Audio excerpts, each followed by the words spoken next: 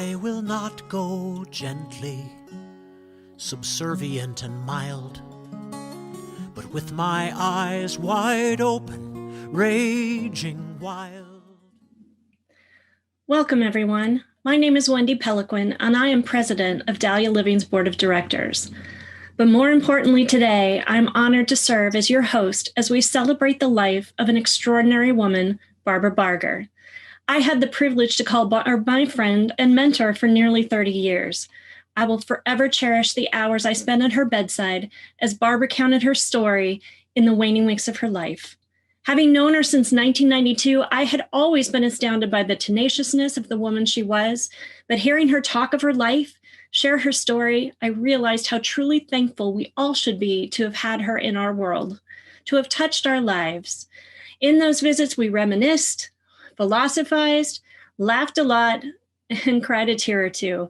Her down-to-earth yet independent spirit was with her until the very end. Barbara Barger was so many things to so many people: mother, spouse, sister, mentor, friend, trailblazer, innovator. And yes, I'm going to call her a superhero, a woman who changed the life of so many.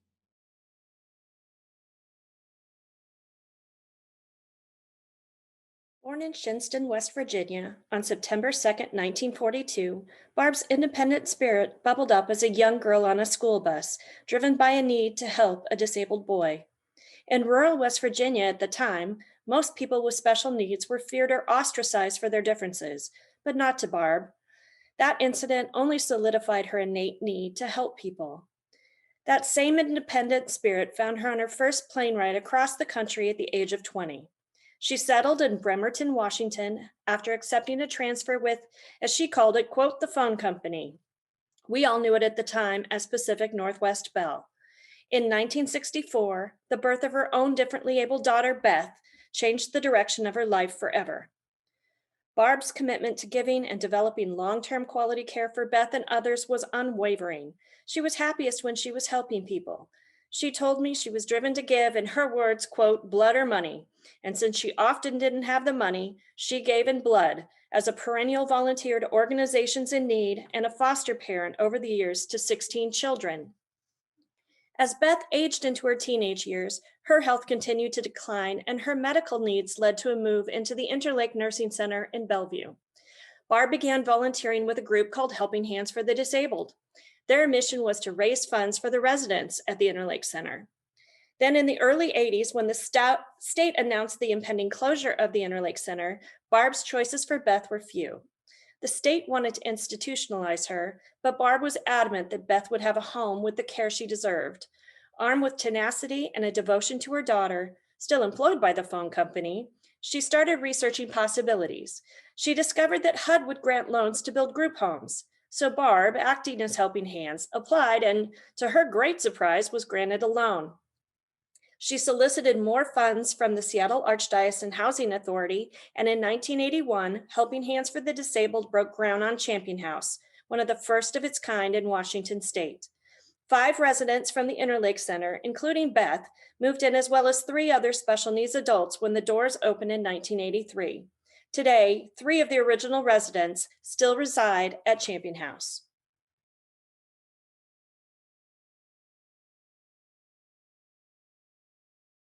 Hello, I'm Barbara Stevenson. I've known Barb Barger for 37 years. Barb was one of the first people I met after we moved to Bellevue from Denver. At the time, I was pregnant and I had a 12-year-old son with developmental disabilities and mental illness. Barb was his school bus driver, a job she had taken while Champion House was being built. One day, shortly after Michael left for the bus stop, I received a call from Barb saying I should get there right away. Michael was there, but he had refused to get on the bus, holding up a set of car keys and saying, I don't have to ride the bus today. I'm taking my mom's car. And that was just the beginning of the support that Barb has given me over the years. Barb took me to Mother's Group, which was a support and friendship group of mothers of kids with disabilities. She knew just what I needed at that point in time. Shortly thereafter, Barb became too busy with Helping Hands to participate in the group, but we all knew she was working for and with us. Not long after that, Barb invited me to join the board of directors of the newly formed Helping Hands for the Disabled, which was building Champion House. I worked with Barb officially as a board member through the opening of Champion House and the building and opening of Halcyon. I learned how dedicated and determined Barb was to ensuring the quality of life for people with developmental disabilities. I was amazed at how she could speak with HUD officials, Division of Developmental Disabilities staff, and legislators with logic and passion. She had no fear, and nothing held her back from her goals. Barb helped me with Mike again, unsolicited. Mike needed a hernia operation and had already missed the date once, out of fear. As I tried to convince him that this would be in his best interest, I called Barb for advice. She offered to go with me to take him to the hospital in Tacoma. Michael was fearful but okay with our support. That is, until the nurse requested that he sign an end-of-life directive. He said, "I don't want to die," and tried to jump off the table. Barb's calm voice and presence helped him understand that it was just a formality, and thankfully he went through with the operation. I will be forever grateful.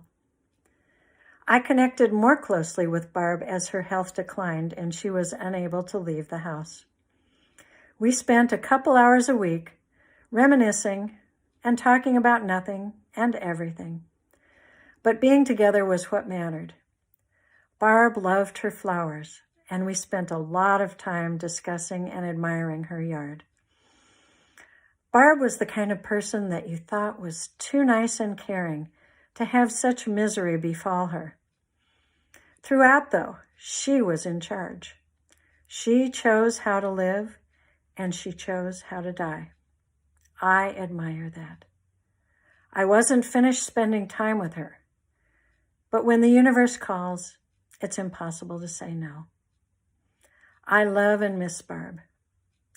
Her impact was and is being experienced by those of us who knew and loved her, as well as multitudes who were touched by her life in untold ways.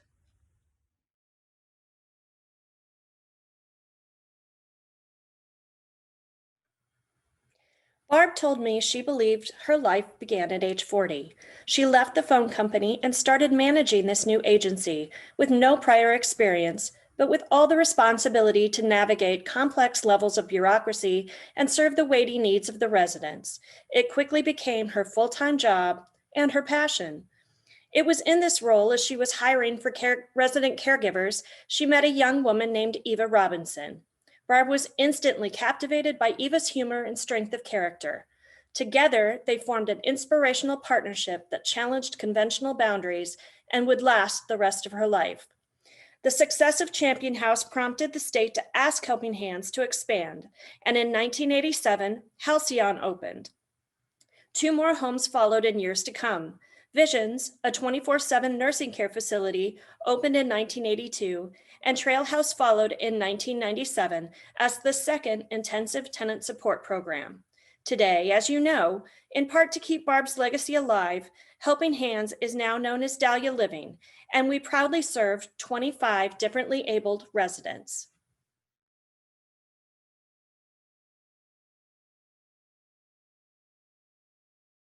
Barbara Ann Barger. The succinct version is that Barbara Barger was one of the finest human beings in our world. Barbara Barger had the brilliance, the foresight, the compassion, the energy, the perspective, the persistence, the resilience, the radiant and ever-present bright smile.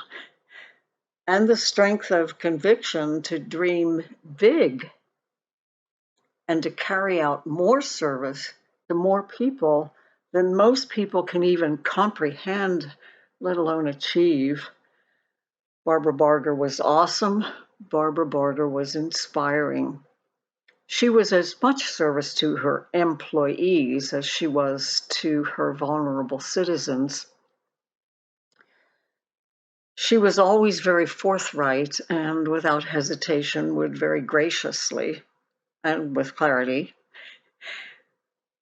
tell a person how, what, why, where, and when they might want to change some of their behaviors or thoughts or attitudes for the benefit of all concerned in the agency and beyond. And I'm at least one of many individuals that know that following such wise counsel, her unending support and respect continued whether or not the wise counsel was followed as she would have liked. Barbara Barger was the first person to hire me as a psychologist in Washington State. The 40 years of friendship with Barbara is one of the greatest gifts in my life. However, another huge gift was if Barbara Barger had not made space for my son in Halcyon in 1987, he would not be alive. So that brings me back to the succinct version.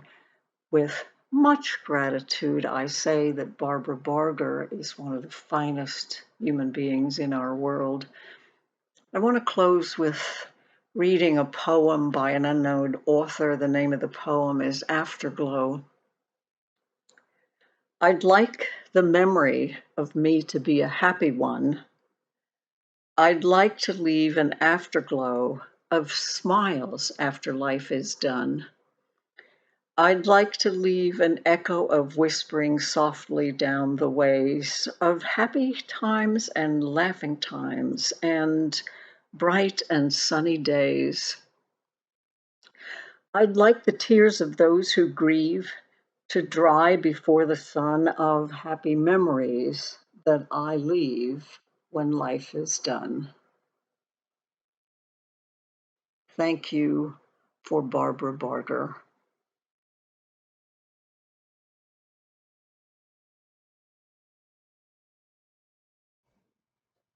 Hello, my name is Cheryl Jordan. I'm the Executive Director for Dahlia Living.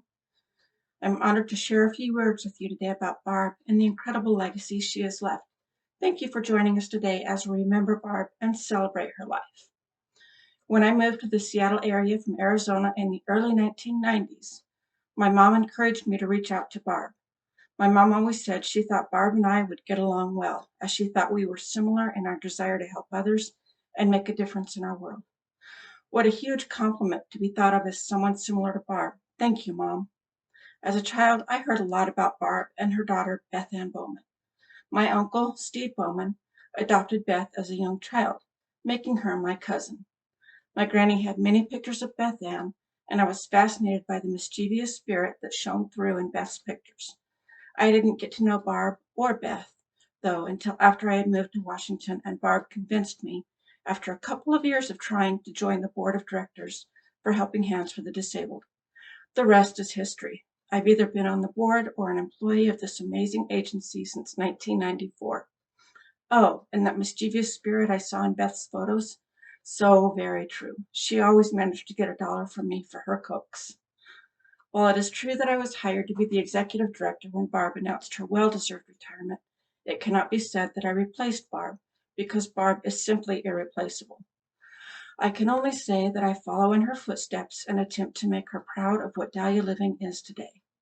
Wendy and I often talk about how we do what we do out of our love, admiration, appreciation, and respect for Barbara Barber and the huge difference she made in this world.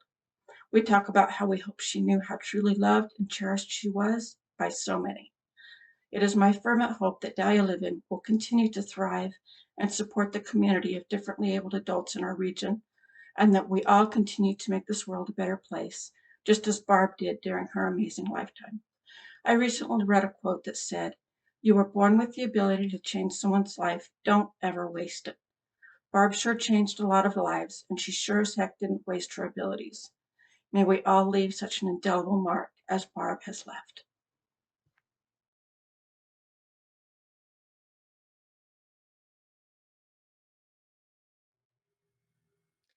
Barb retired from Helping Hands in 2008, and with that, another chapter in her life began. She now had more time to spend hours in the garden that she loved, trips to plan. I asked her once what her favorite destination was, and she replied, anywhere. Cruising was a particularly favorite pastime, including voyages in Hawaii, the Caribbean, and through the Panama Canal. She and dear friend Patty Duffy, and occasionally Cheryl's mother, Kathy Varner, took train rides and car trips. She cherished memories of camping trips and picnics with the large and gregarious Duffy family. Barb was a passionate sports fan, especially of the Seattle Storm. She and Eva were original season ticket holders all the way back to the Storm's early days as the Seattle Reign. I personally ran into her multiple times at Bellevue High School's football games, cheering on her beloved nephew, Tyron. Hers was truly a life well lived and well loved.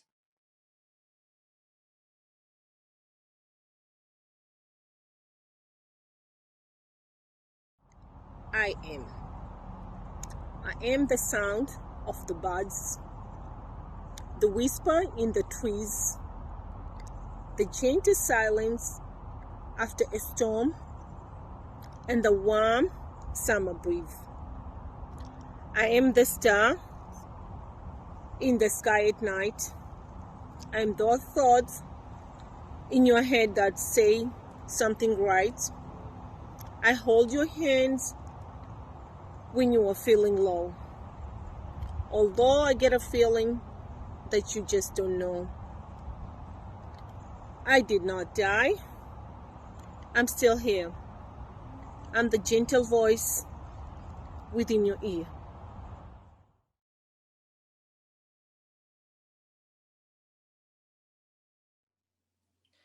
Perhaps above all else, Barb was a survivor, sometimes more than she would will herself to be.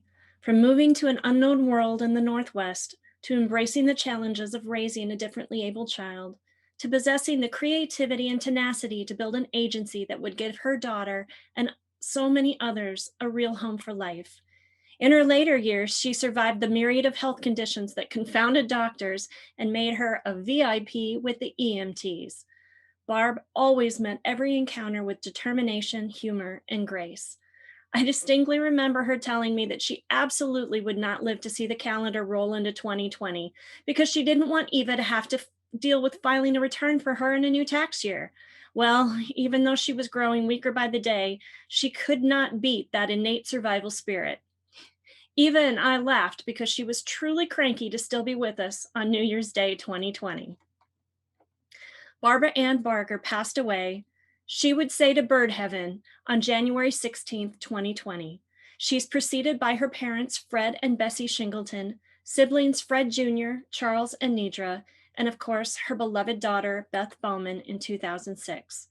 Those still on earth, including the love of her life, Eva, constant companion and foster son, Joseph, as well as nephew Tyron, foster son Seth, and devoted cat Crystal, are so thankful you could join us today. I know you feel as I do that our lives, our world, is a better place because Barb was in it. I invite you to leave your own remembrances of Barb on this memorial webpage, and if you're able or inclined, you can make a donation to Dahlia in her honor. Please know that all of us at Dahlia Living work every day to serve the residents she loves so much and preserve the legacy she so selflessly built. Thank you so much for joining us today.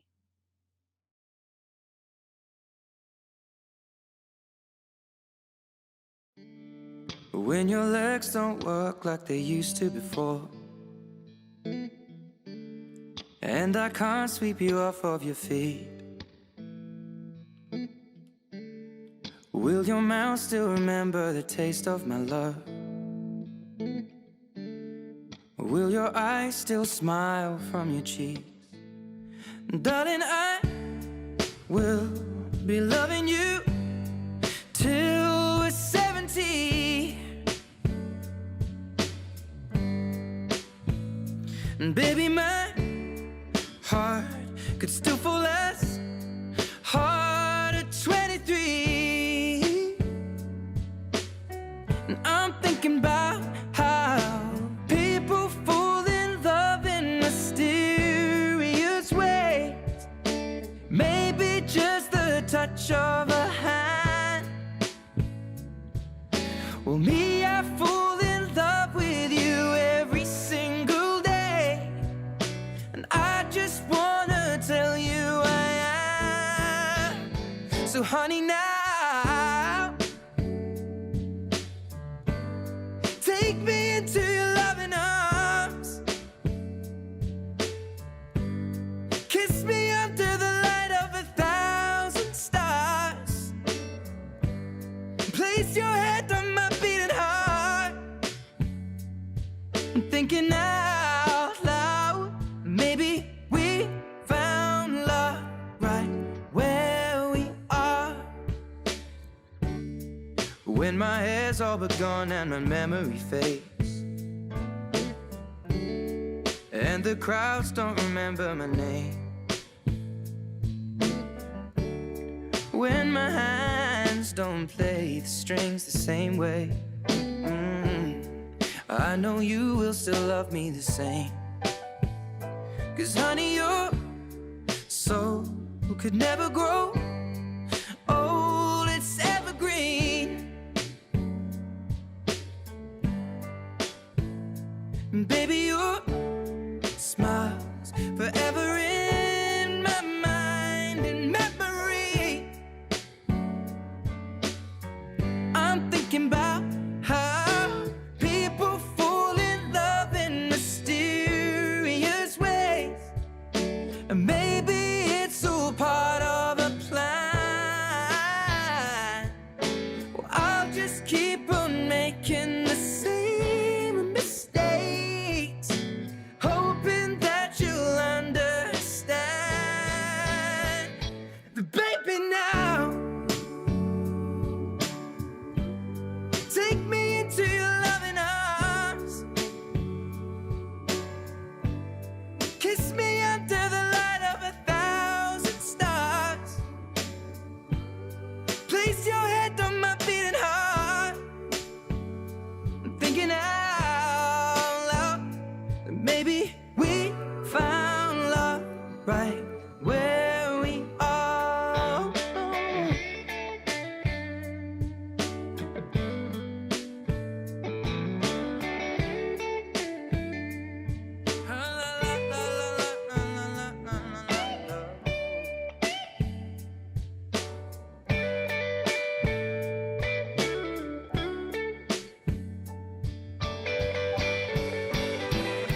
So baby, now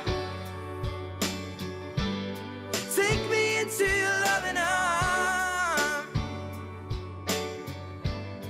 Kiss me under the light of 1,000 stars. Oh, darling, place your head on my beating heart. I'm thinking out loud that maybe we found love right where we are. Or maybe we found love right where we are. And we found love right where we are.